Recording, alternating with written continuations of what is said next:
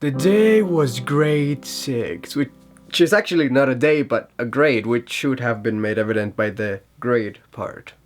I remember it like it was just yesterday, which is to say not very well since I have pretty bad short-term memory. But I remember this conversation vividly. I was sitting during a school assembly and I told Michael, a guy who was sitting next to me, whom I knew but was never really close friends with, why did I tell him anything? I told him that in grade 5 I had a crush on Penny. Not like a pop drink on top of a penny, but I probably did do that at some point in my life. That's just irrelevant to anything ever. So yeah, I had feelings for this girl and her name was Penny.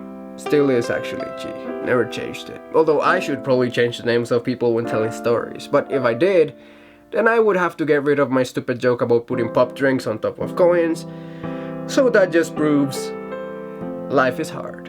Damn. I digress. Michael thought that this act of me confiding in him was an invitation for him to place a knife on my back, because it didn't take long for Michael to give Penny this information that I had bottled up for a whole year. I mean, yeah, it's not a betrayal in the same sense that I told him I loved the girl and so he went to sleep with her and then he gave me her panties to smell and then showed me their sex tape and then he took the last piece of pizza as I wiped my tears with those panties. I mean, it's not exactly like that, but for a shy 6th grader, the fact that this guy went and told the girl that I had a crush on her, oh man, snitches get stitches, b****. No, I never did confront him about it, but I never told him anything ever again. Not even the answer to a math problem. Oh, that's right, you mess with the bull, you get the horns, unless it's a passive-aggressive bull.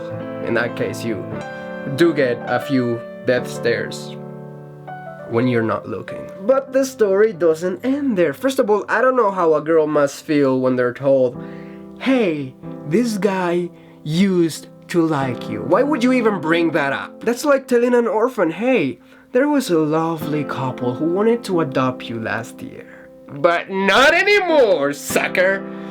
Why would you do that? But it's pretty evident that I lied before because I do know how it feels, since her response was, and I quote, I would have gone out with you if you had asked me out.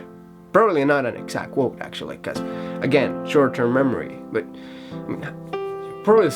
she said that pretty much. But what the heck, why would you do that? She said this to my face. That's like that lovely couple saying to that little orphan, we would have taken you home if only you had told us that you wanted a mommy and daddy.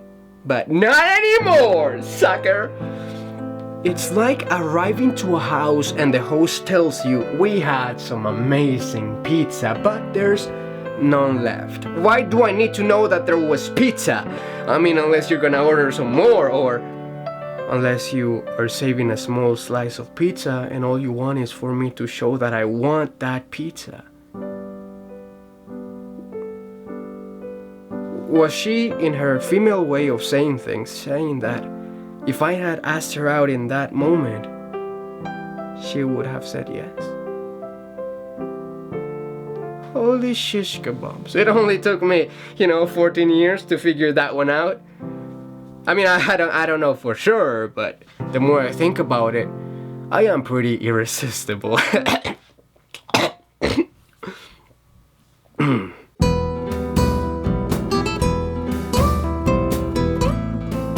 This story is very important to me because it taught me that we need to tell people how we feel and that we need to take that risk of getting rejected because the reward can be just so sweet. It's a lesson to live by. I mean, I don't personally live by it, but I know I should.